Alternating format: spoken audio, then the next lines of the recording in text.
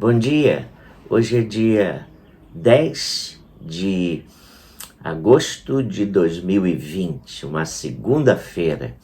Alguns anos atrás, um jornal londrino, o London Times, ele publicou uma estatística sobre o que trazia medo às pessoas. Adivinha o que vinha em primeiro lugar?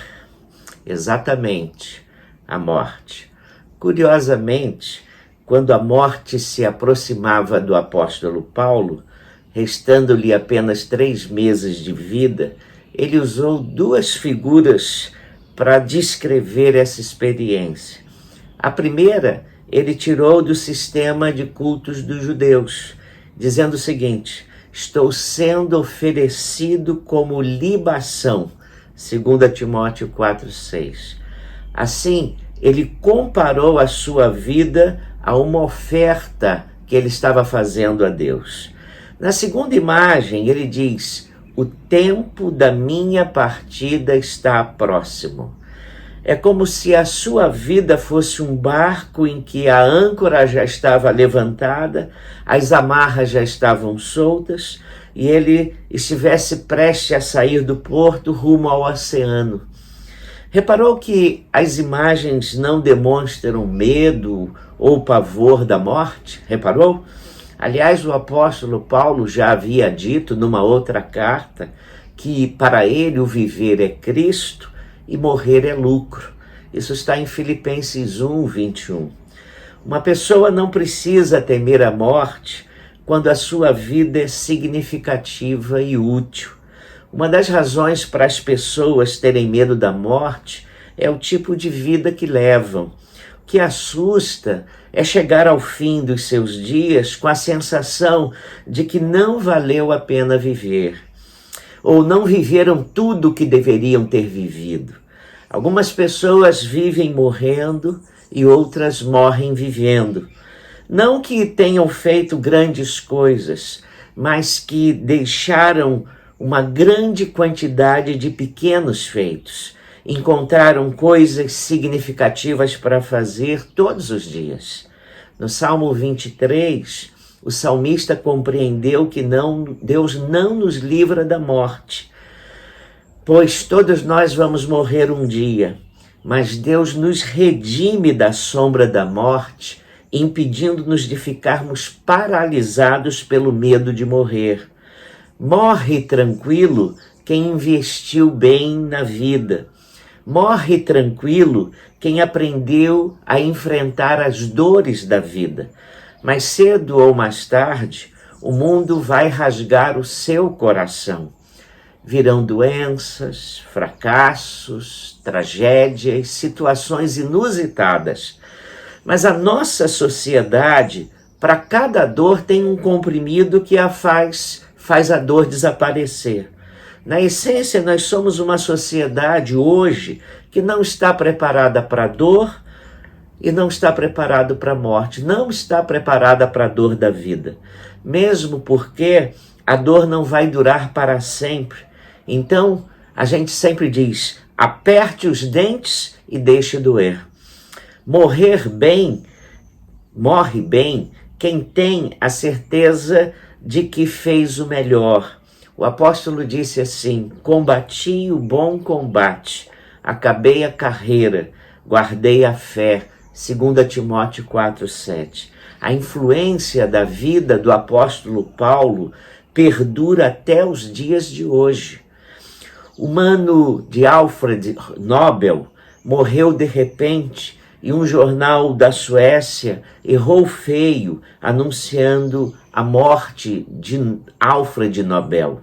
Então Alfred foi ler o seu obituário e ele ficou perplexo, porque se ele tivesse realmente morrido, tudo que teriam dito dele é que ele inventou a dinamite e deu o potencial de morte e de destruição para o mundo todo. Ele não gostou daquela biografia. E ele começou a dizer que ele queria deixar algo que melhorasse o mundo. Criou então o Prêmio Nobel, que distingue as pessoas que contribuem para o melhor, para melhorar o mundo. O Talmud diz que há 3 coisas que nós devemos fazer durante a vida: ter um filho, plantar uma árvore e escrever um livro. Todas essas 3 coisas representam maneiras de investirmos nossas vidas em coisas criativas, produtivas e que sobreviverão às nossas vidas e aos nossos dias. Elas simbolizam o melhor que há em nós. Elas reafirmam que combatemos o bom combate. Morre sereno aquele que tem uma relação pessoal com Deus, que morreu por ele. Não basta chegarmos ao final da vida com senso de valor, ou não temendo a dor, ou com a consciência de que você exerceu uma boa influência sobre os outros. É preciso ter paz quando se olha para o futuro, quando se olha para frente. E o apóstolo Paulo, olhando para trás, sabia as coisas boas que tinha feito. Mas, cá para nós, também sabia as coisas ruins do seu passado, mas tinha um conhecimento melhor. Sabia que elas tinham sido apagadas pela graça de Deus. E olha que o apóstolo Paulo foi cruel, perseguiu a igreja, assim como Hitler perseguiu os judeus. Mas ele teve um encontro com o ressurreto e a vida dele se transformou. Um dia ele disse assim: Cristo veio salvar os pecadores, dos quais eu sou o principal. 1 Timóteo 1,15. Olhando para trás, viu que Deus nunca falhara. Suas promessas foram cumpridas e davam base para ele olhar para frente e dizer com confiança: eu sei em quem tenho crido e estou certo que ele é poderoso para guardar o meu depósito até aquele dia. 1 Timóteo 1,12. Olhando para a morte, ele chegou à conclusão de que tinha 3 coisas admiráveis. Tinha uma fé bendita, tinha um bendito tesouro e aguardava um bendito dia. E você? Como é que você lida com isso? Que a graça de Deus alcance o seu coração e olhar para a morte seja uma grande esperança. Não que você queira morrer, não queira morrer, queira viver. Eu quero que você viva o máximo que você puder viver bem, mas que você não tema a morte. Se você tem esse Deus que cuida de nós, você vai olhar para trás e vai enxergar a graça perdoadora dele, e vai olhar para frente, e vai olhá-la com esperança, porque o melhor está para vir. Vamos orar? Pai, iniciamos essa semana de trabalho com a esperança da Tua presença nos acompanhando e abençoando os nossos dias.